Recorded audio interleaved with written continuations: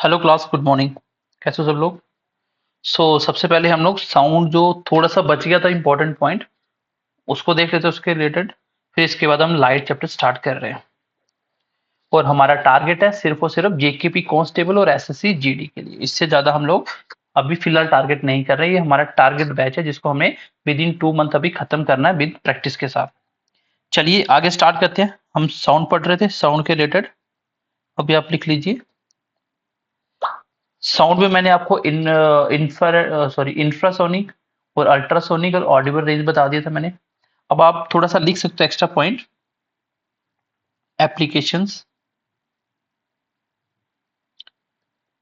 Of ultrasonic wave. Ultrasonic wave कहाँ कहाँ आपको देखने को मिलते हैं? सबसे पहले आप कह सकते हो कि अल्ट्रासाउंड इसी का एक एग्जांपल होता है। अल्ट्रासाउंड, कभी किसी के पेट में प्रॉब्लम हो जाती है तो भी अल्ट्रासाउंड करवाया जाता है। और अल्ट्रासाउंड के थ्रू ही बेबी गर्ल होगा, बेबी बॉय होगा, उसका जेंडर पता किया जा सकता है, जो कि इलीगल होता है। डॉक्टर को भी पनिशमेंट होगी और चेक करवाने वाले को भी। ठीक है। उसके बाद इसका एक इस्तेमाल किया जाता है जो प्रैक्टिकल लाइफ में, डेट इज ईसीजी। ईसीजी। अब ईसीजी क्या होता है? ईसीजी की फुल फॉर्म होती है इलेक्ट्रो कार्डियो। जहां भी वर्ड आ जाए कार्डियो समझ आना किसके रिलेटेड है, ये हार्ट के रिलेटेड है। ग्राफी। यहाँ पे पता चल जाता है ईसीजी के थ्रू कि हार्ट पंप कर रहा है, हार्ट में कोई प्रॉब्लम है, सब कुछ इससे पता चल जाता है। उसके बाद आपने सुना होगा सीटी स्कैन। सीटी स्कैन लिख लो, CT scan. Computed tomography brain. But इसमें फुल फॉर्म की इंपॉर्टेंस नहीं है, लेकिन आपको पता होना चाहिए किसके लिए यूज होता है। उसके बाद क्लीनिंग ऑफ इंजन। जो गाड़ियों के इंजन होते हैं उनको क्लीन करने के लिए भी हम लोग अल्ट्रासोनिक वेव यूज करते हैं। देखो अल्ट्रासोनिक फ्रीक्वेंसी क्या होती है, 20,000 हर्ट्ज से ज्यादा, मतलब बहुत ज्यादा फ्रीक्वेंसी एक सेकंड में, और बहुत ज्यादा वाइब्रेशन होगी इसमें। तो हम लोग क्या करते हैं, मान लीजिए इंजन को साफ करना अंदर से, तो वहां हाथ तो ले जा सकते नहीं। अब क्या करेंगे, उसमें एक ऐसा लिक्विड केमिकल डाल देंगे जिससे वो साफ हो जाए, लेकिन उसके अंदर हम क्या करेंगे, हम अल्ट्रासोनिक वेव इंजन के अंदर पास करवाएंगे, जिससे क्या होगा, बहुत तेज वाइब्रेशन होगा उस केमिकल के अंदर, और जैसे ही वाइब्रेशन होगा वो केमिकल पूरे इंजन को अंदर से साफ कर सकता है। तो ये भी इसका एक बेनिफिट होता है। उसके बाद जो सबमरीन होती हैं, पानी के अंदर चलने वाली शिप होती हैं, तो उसमें भी आपका अल्ट्रासोनिक वेव ही यूज किया जाता है, जो कि सोनार सिग्नल के थ्रू चलता है। सोनार सिग्नल क्या होता है, यहाँ पे मान लो आपकी शिप है, ठीक है, यहाँ पे एक सिग्नल लगा हुआ है जो कि अल्ट्रासोनिक वेव प्रोड्यूस करता जा रहा है। सामने एक पहाड़ आ गया तो वो अल्ट्रासोनिक वेव टकरा के वापस आएगी, जो कि हमने पढ़ा था रिफ्लेक्शन ऑफ साउंड।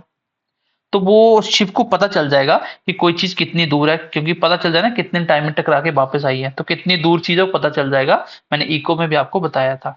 मान लो पानी में कुछ दिख नहीं रहा, अंदर चलता, पानी के अंदर चलती सबमरीन, अब कुछ नहीं दिख रहा, पानी गंदा है, तो कैसे पता चलेगा? सोनार सिग्नल से अल्ट्रासोनिक वेव का ही वहां यूज होता है। तो बेसिक सी बातें दो चार मैंने बता दी, थोड़ा सा इसको याद रखना। क्या हमने पढ़ा यहाँ पे? Application of ultrasonic wave. सिर्फ जेकेपी कांस्टेबल और एसएससी के लिए बैच है ये।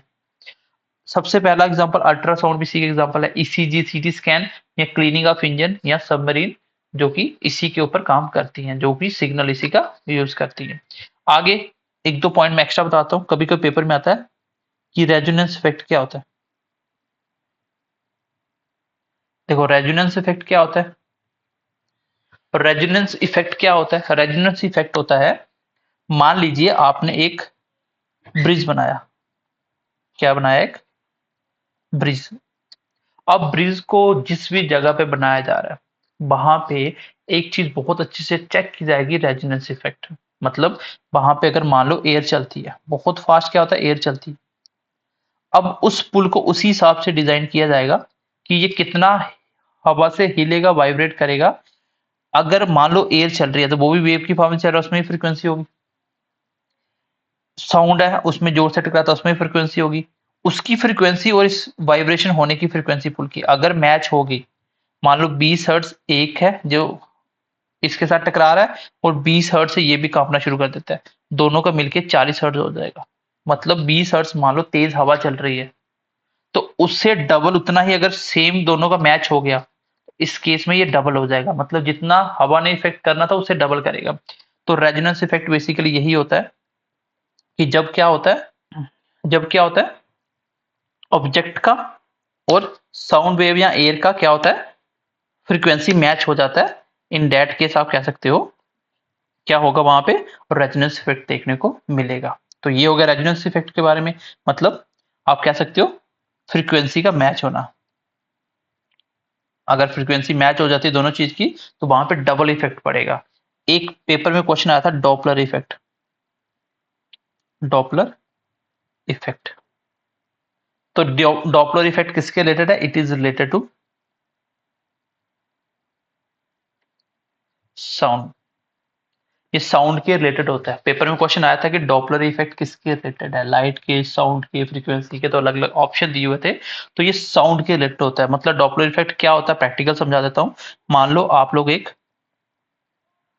प्लेटफॉर्म पे खड़े हो, पीछे से आ रही है ट्रेन, जैसे ही ट्रेन आपकी साइड आ रही है, तो अगर यहाँ ट्रेन ने क्या किया, हॉर्न किया, तो आपको उसकी आवाज बहुत तेज सुनाई देगी क्योंकि वो आपकी साइड आ रही है।